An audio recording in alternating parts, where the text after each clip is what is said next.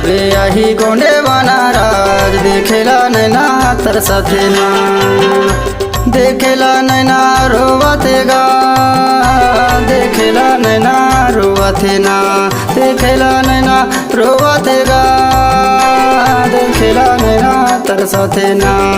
कभी यही गोंडे बना राज देखेला नैना रोवते ना, कभी यही गोंडे बना राज देखेला मने तरसते ना।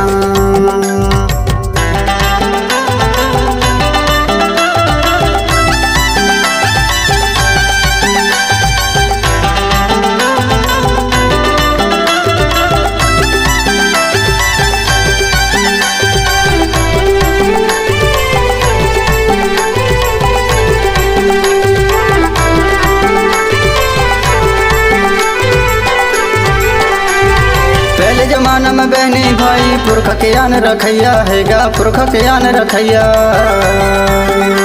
ये छोटे बड़े और पुरखा मन संग मीठी बड़ी बोलैया हैगा, मीठी बड़ी बोलैया। देवी दतन के मैं मजनैया, दाई दादन के सेवा करैया, कहाँ गए राज देखेला नैना रोवते ना। कभी यही गोंडे बना राज देखेला मने रोवते ना, कहाँ गए गोंडे बना राज देखेला मना रोवते ना।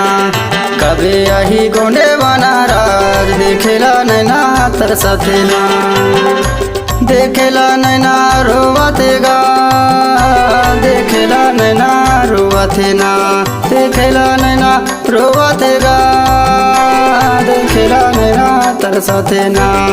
कभी यही गोंडे बना राज देखेला नैना रोवते ना, कभी यही गोंडे बना राज देखेला मने तरसते ना।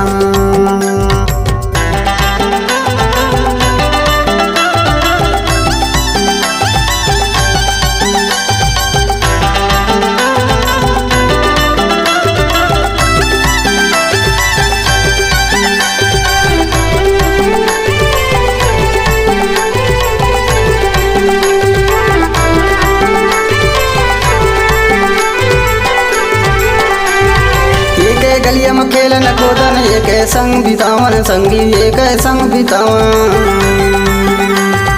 अब आगे मोबाइल जमाना, घोंदी देख देख घुसन संगी, घोंदी देख देख घुसन। ये सगा परिवार बैठ नहीं पावन, सही इतिहास समझ नहीं पावन, होगा अनगिरान देखेला नैना रोवते ना। कभी यही गोंडे बना राज देखेला नैना रोवते ना, कहाँ गए गोंडे बना राज देखेला मना रोवते ना। कभी यही गोंडे बना राज देखेला नैना तरसते ना, देखेला नैना रोवतेगा, देखेला नैना रोवते ना, देखेला नैना रोवतेगा, देखेला नैना तरसते ना। कभी यही गोंडे बना राज देखेला नैना रोवते ना, कभी यही गोंडे बना राज देखेला मने तरसते ना, देखेला मने रोवते ना, देखेला मने रोवते ना, देखेला मने रोवते ना, देखेला मने रोवते ना, देखेला मने रोवते ना।